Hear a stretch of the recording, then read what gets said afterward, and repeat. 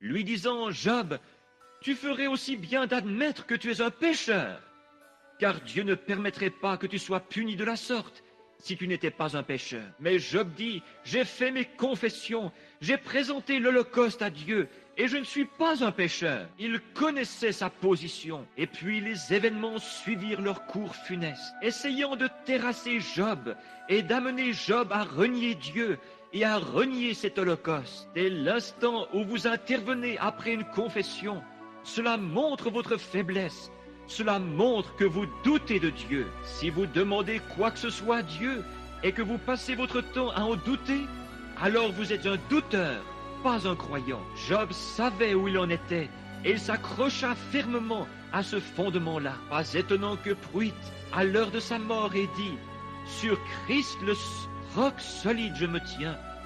Tout autre terrain n'est que sable mouvant. Sur ce roc solide de la confession de Job, même son épouse bien-aimée l'abandonna. Lorsqu'il avait perdu la santé, qu'il était couvert d'ulcères et qu'il se grattait avec un tesson, maudissant le jour de sa naissance et disant: puisse même le soleil ne pas briller et la lune ne pas paraître la nuit. Sa femme dit: Job, tu es tellement misérable, tu ferais aussi bien de maudire Dieu et mourir. Il dit: tu parles comme les femmes insensées. Il était certain qu'il y avait un Dieu et qu'il avait satisfait aux exigences. Oh, je me sens religieux. Il savait qu'il avait satisfait aux exigences de Dieu, et cela tranchait la question. Dieu éprouvait sa foi, il éprouvera la vôtre, il éprouvera la mienne. Mais lorsque nous avons satisfait à ses exigences, repentez-vous et que chacun de vous soit baptisé au nom de Jésus-Christ pour le pardon de vos péchés, et vous recevrez le don du Saint-Esprit. C'est sa promesse. Quelqu'un parmi vous est-il malade? Qu'il appelle les anciens de l'Église, qu'il loigne d'huile et prie. La prière de la foi sauvera le malade, et Dieu le relèvera. Voilà qui règle la question. Confessez donc vos fautes les uns aux autres, et priez les uns pour les autres. Vous avez satisfait aux exigences de Dieu. Voici les signes qui accompagneront ceux qui auront cru. En mon nom, ils chasseront les démons. Ils parleront de nouvelles langues, ils saisiront des serpents, s'ils boivent quelque breuvage mortel, il ne leur fera point de mal. Ils imposeront les mains aux malades, et les malades seront guéris. Voilà qui règle la question. Soyez certains de Dieu, soyez sûrs que dans votre cœur, vous croyez bien qu'il s'agit là de la parole de Dieu. Job l'était. Sa femme dit: pourquoi ne pas le maudire et mourir?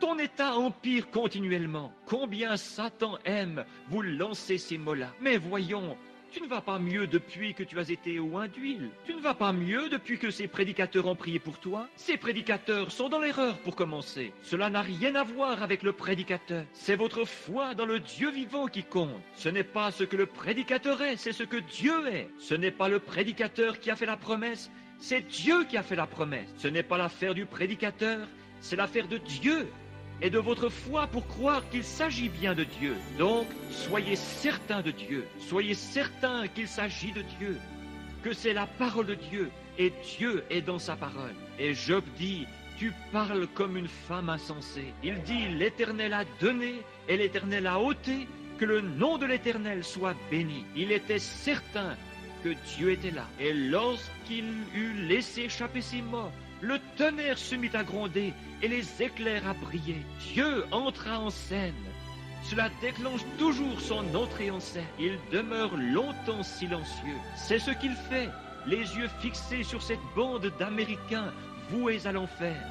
Ces hypocrites membres d'Église, je ne suis pas en colère, mais le péché irrite quiconque est en règle avec Dieu. Je ne suis pas en colère contre la nation, ni contre les gens, mais je suis en colère contre le diable qui a suscité ces choses dans le but d'aveugler les gens. Ces pasteurs et prédicateurs aveugles les laissent s'en tirer avec une espèce de petite théologie faite de main d'homme. Vous devez naître de nouveau, et Dieu garde sa parole. Voyez comme il est en train de les...